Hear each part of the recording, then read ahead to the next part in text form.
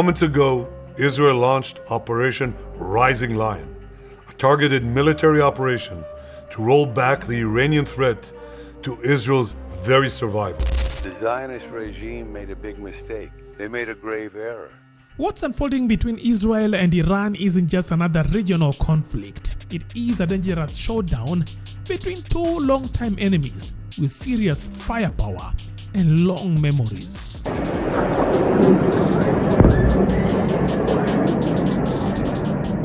With divine success, God willing, action will be taken with strength, and we will not compromise with them.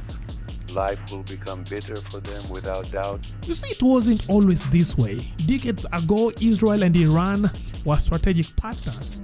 They traded, shared intelligence, and even built military projects together. But that chapter closed in 1979. And what followed has been 45 years of hostility, proxy wars, assassinations, and now open conflict. Iran calls Israel the small Satan. It calls America the great Satan. Today, Israel is responding to those genocidal calls with action and with a call of our own. On June 13, 2025, that hostility exploded again. Israel launched a massive air assault, sending over 200 fighter jets into Iranian airspaces.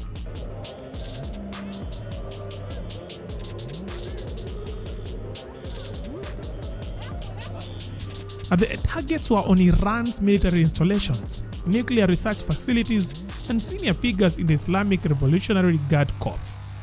At least 3 top commanders and several nuclear scientists were reportedly killed on the spot.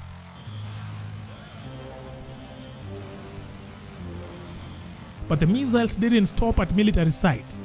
Residential buildings in Tehran were also hit, killing civilians, including women and children.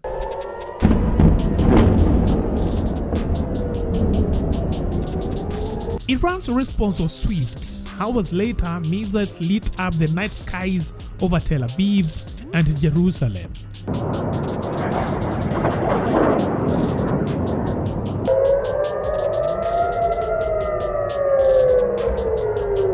Sirens wailed, explosions echoed. Iran's supreme leader Ali Khamenei declared, "This is war." The Zionist regime made a big mistake. They made a grave error. They did wrong. And the consequences will affect him greatly, impacting his life in significant ways.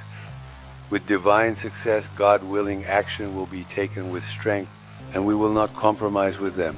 Life will become bitter for them without doubt. They shouldn't think that they struck and it's over. By nightfall, up to 100 Iranian missiles had been fired. Most were intercepted by Israel. However, some weren't.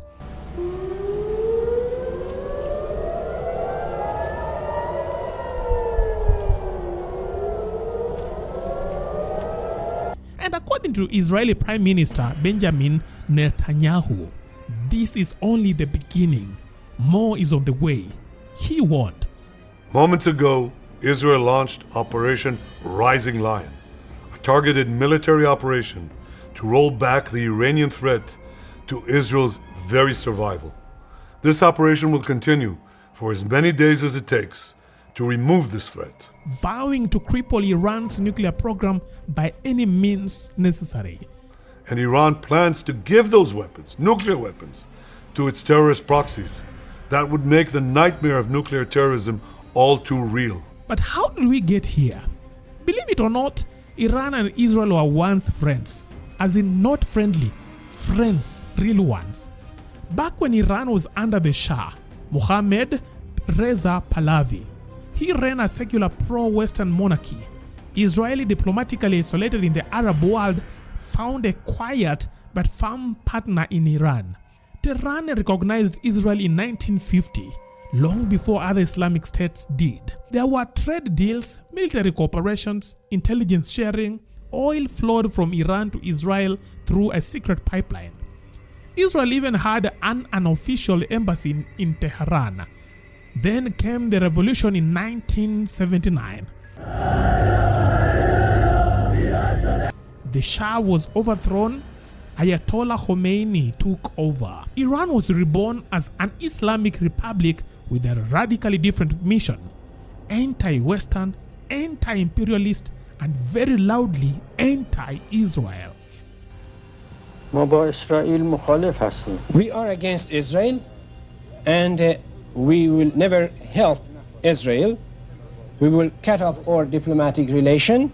Khomeini called Israel a cancerous tumor, and to add salt to injury, the Israeli embassy in Tehran became the Palestinian embassy under the rulership of Khomeini. جنگ ما محلی نیست.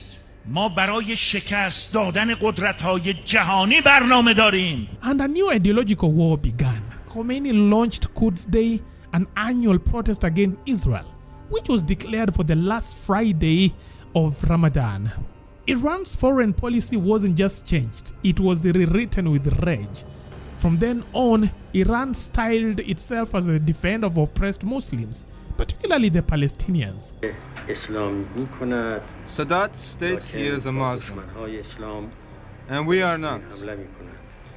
He is not, for he compromises with the enemies of Islam. میداند Sadat has united with our enemies. در Sadat knows well what is occurring south of Lebanon. It funded and armed Hezbollah in Lebanon and Hamas in Gaza. وأيدينا على السلاح. أيدينا على الصواريخ. أيدينا على تفجير الباصات. أيدينا على العمليات الاستشهادية. This was the beginning of the so-called resistance axis, a web of militias and proxy groups designed to bleed Israel without engaging directly.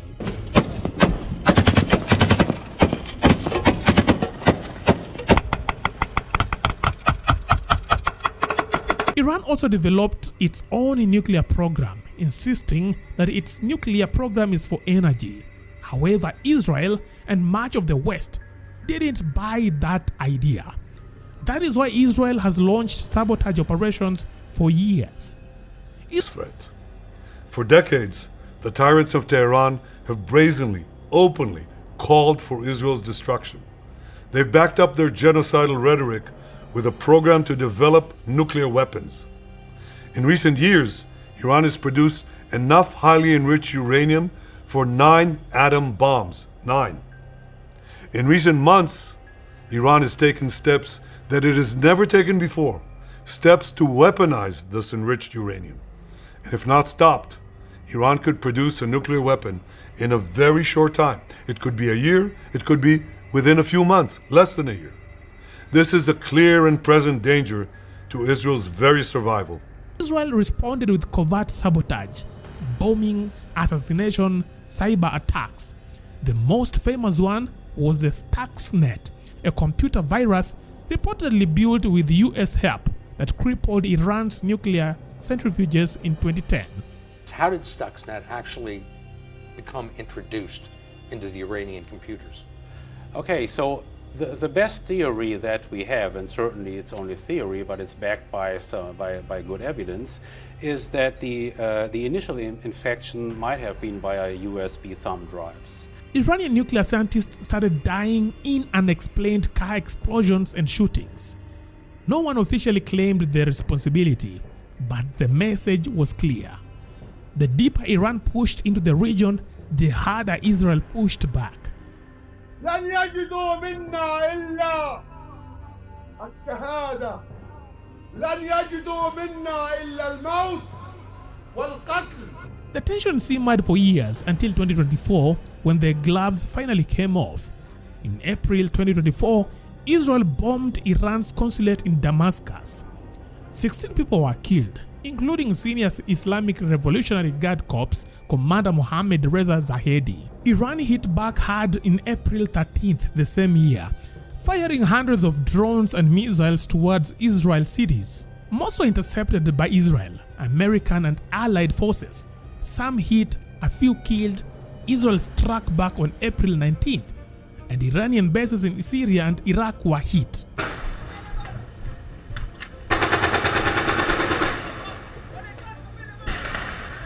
Again in October, Israeli jets hit missiles defense systems in Isfahan, and then came June 13, 2025.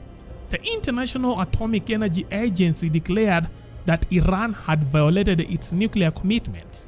Israel didn't wait for the ink to dry. Jets were in the air, missiles in the skies, buildings were on fire. Iran's response was immediate, and the exchange hasn't stopped. It acted wrongly, and by God's will, the consequences will bring it to ruin. Neither side is backing down, by the way. Both are doubling down. Iran's leadership has pledged to erase Israel completely. On the other side, Israel has also pledged to stop Iran from getting a nuclear bomb at all costs. So at the end of the day, who do you think would win this battle? Leave your thoughts in our comment section. That is it for now. Thanks for watching. Let's meet next time. Bye-bye.